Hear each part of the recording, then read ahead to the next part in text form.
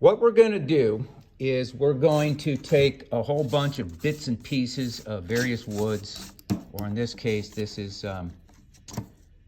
stabilized burl, and we're going to arrange them in a ring. We're going to take it out with a circle cutting jig from StewMac, and we're going to show you how to inlay it into a top, and that's what your final result's going to look like.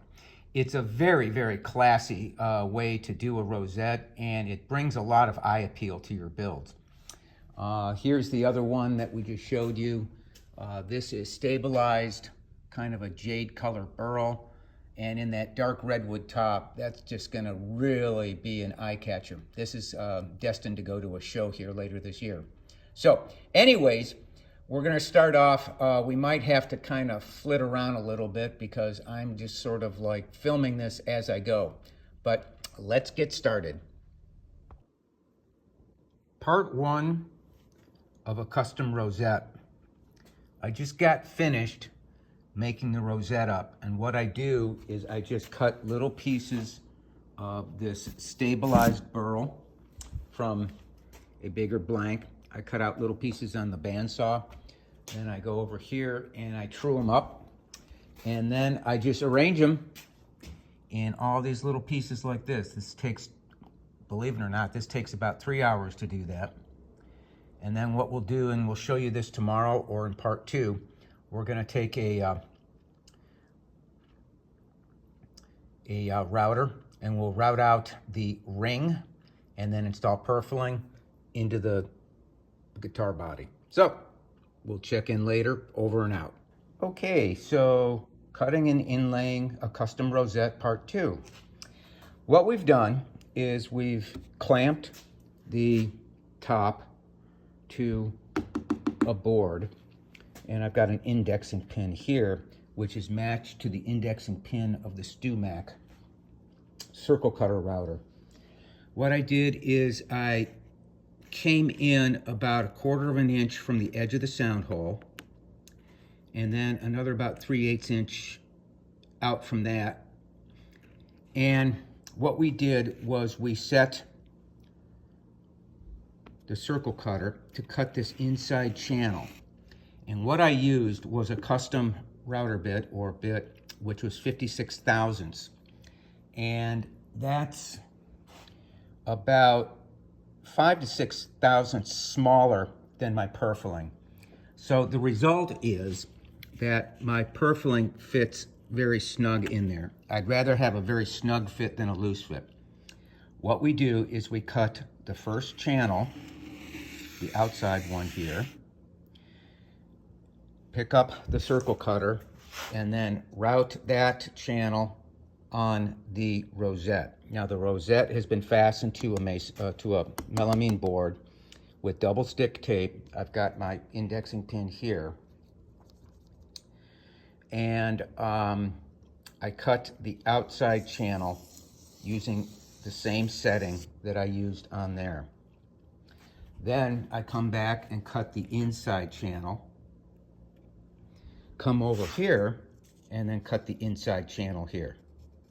So now I should be able to lift up the outside excess. I'll get rid of this inside excess, and then we'll have a nice, beautiful ring. What I'll do next is then I will then excavate this area here. I'll use a larger bit in the circle cutter, probably an 1/8 inch or something. And then the idea is that once I get that excavated, my ring will fit in here, and the purfling will fit on the outside edges here, and it should be an exact fit, but we'll have to see. So stay tuned for part three. Okay, so this is part three. What I did was I excavated the inside of the two channels that I routed earlier, and I used an 1/8 inch bit in my StewMac circle cutter to do that. And if all your calculations are correct, when you inlay the ring, you should be able to get a nice, firm, not too tight. You don't want it so tight that you have to mash it in because you'll crush the fibers of the seed of the redwood here. But you want it to just slip in nicely with just a little bit of finger pressure. And that's what I have here. So we're most of the way to a good day here at Jewitt Guitars because we got this puppy inlaid. All I'm going to do now is I'm going to show you a few things about how we get to this point here, some of the special tools. The first of all, when you have purfling, in my case, I made this custom purfling from a piece of green veneer and 2 pieces of 010 or 10,000ths fiber, black fiber. And that won't just go in by itself. You have to pre-bend it. So what I do is I have my, I think it's about maybe a 4 or 5 inch steel pipe, a hunk of steel pipe. I got this from a friend that used to work in the oil industry. I know this might not be an easy thing to find, but if you can find one, it's really nice to have. So I just put a butane torch or a propane torch inside of it, get it nice and hot, and then wrap it around the hot pipe, and that bends it. You have to do that because if you try to bend the purfling that has real veneer in it or real wood, it will break on you if you try to just do it manually. So what I'm going to do now is I'm going to just kind of clean things up, and then I'll show you how I glue it in. Another thing I want to mention is that when I glue up the rosette initially, I glue it up on a fairly thin piece of cardboard. And what that does is that makes it very stable. If it's, if you cut a rosette out of like burl or figured wood, it becomes very unstable.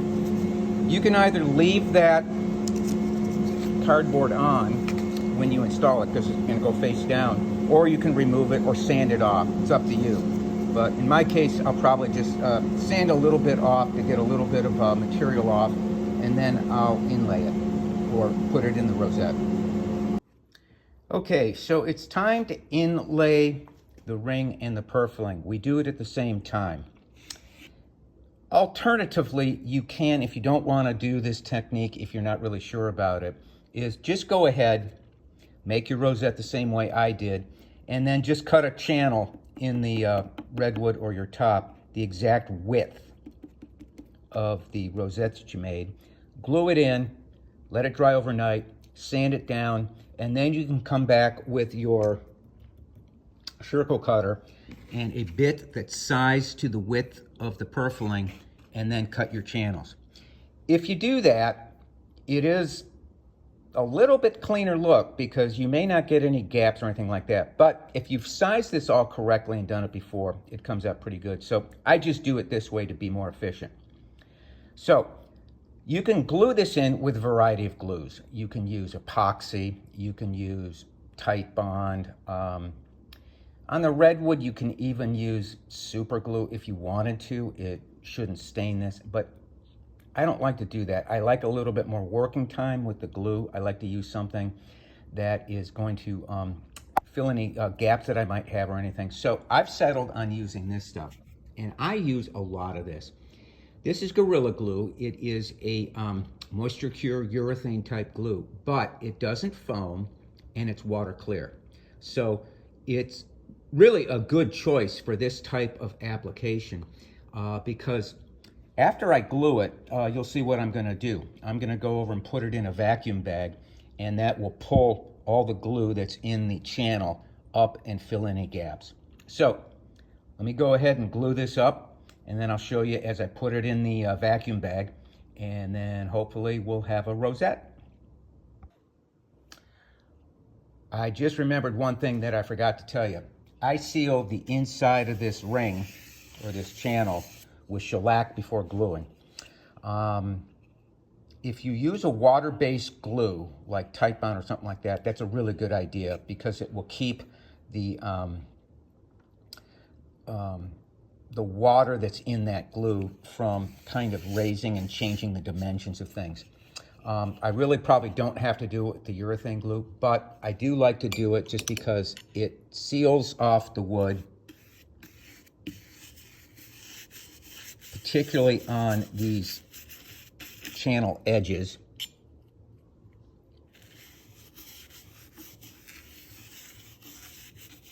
And I might have gotten a little bit happy with that glue or that shellac, but that's okay because it does dry fast. So we'll let that dry about 10 minutes or so. I kind of force dry it with a blowgun.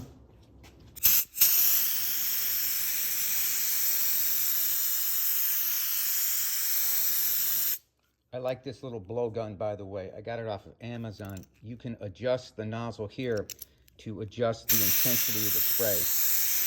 Whenever I do this, I feel like my dentist.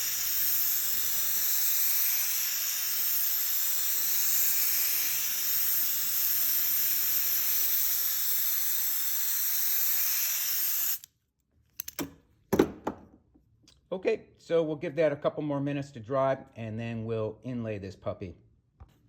So when you put your glue in, get a brush and push it towards the edges. That's where you want that glue to fill the gaps, if you have any.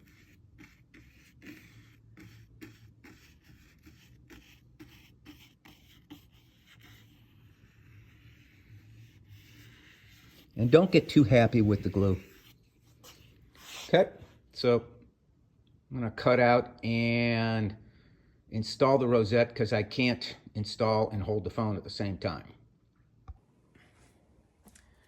Okay, so through the magic of tripods, we'll now install the rosette.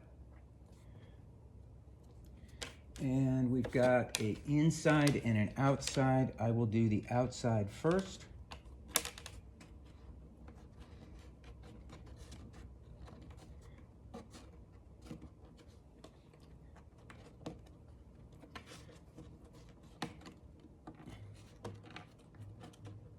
Make sure that's firmly seated. Now I'm going to come in on the inside one.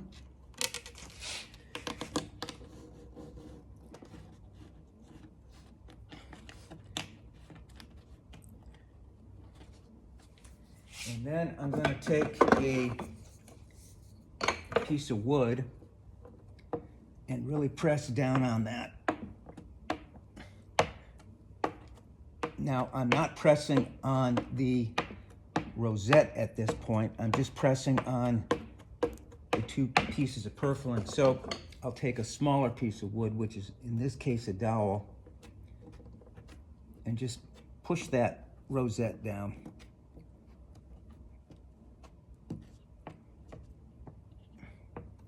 And once again, make sure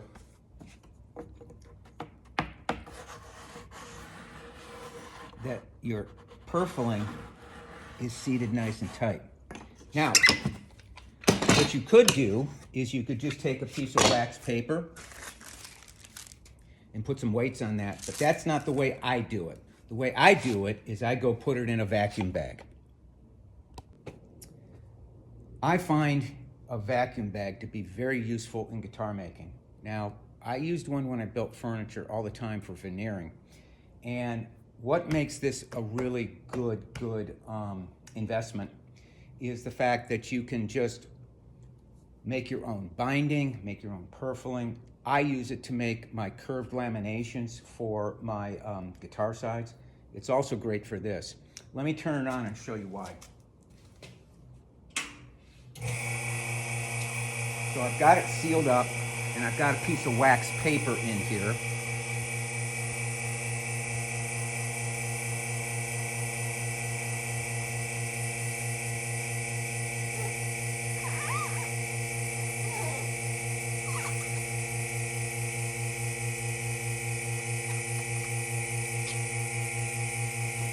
And I'll wait when the vacuum turns off and explain what's going on here.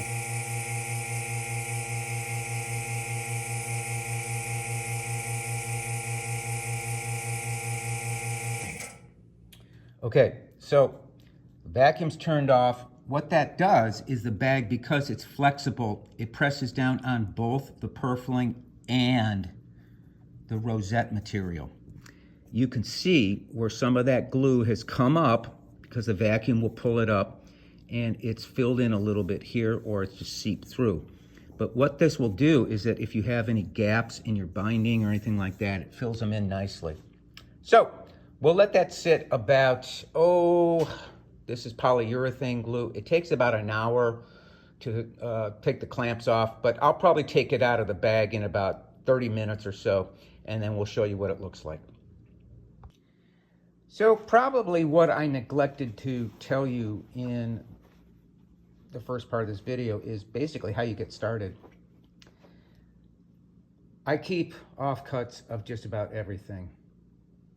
This is about 70 guitars worth. Not everything, but that's a lot of offcuts. We keep them all in little boxes like this. So what you do, you cut them up into kind of oddball pieces.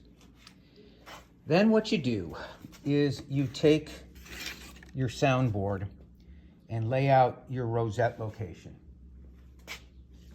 And then take a compass and transfer those marks to your piece of cardboard here, and then draw lines or layout lines. You can see the two lines, the inner and the outer, poking through up there. I'm not worried about this space up here because that's going to be under the fretboard. But then basically all you do is you just take all these little bits of wood and super glue them next to each other and just follow a random pattern. Just about anything that you do looks good. What I typically do is I try to tie in at least some of the wood that I'm going to be using in the build. In this case, it's going to be redwood and walnut with some koa trim. So as you can see, I've got some of the koa here. And then I think there's also a couple pieces of walnut in there somewhere. Anyways, that's basically all you do. And then as I showed in the first part of the video, you just cut them out, install them, and off you go. Okay, so it's been in the bag about 30 minutes. So I'm just gonna pull off the wax paper, and there you have a beautiful rosette. Oh man, is this gonna look sharp. Now, one word of advice, don't be too eager to run this through a belt sander. I really let this glue rock up very, very hard. If you don't, what happens is when you run it through the belt sander, if this glue is still sticky or not fully cured or not hard enough, it tends to tear the purfling. And trust me, it doesn't look good. So we'll go put this over here.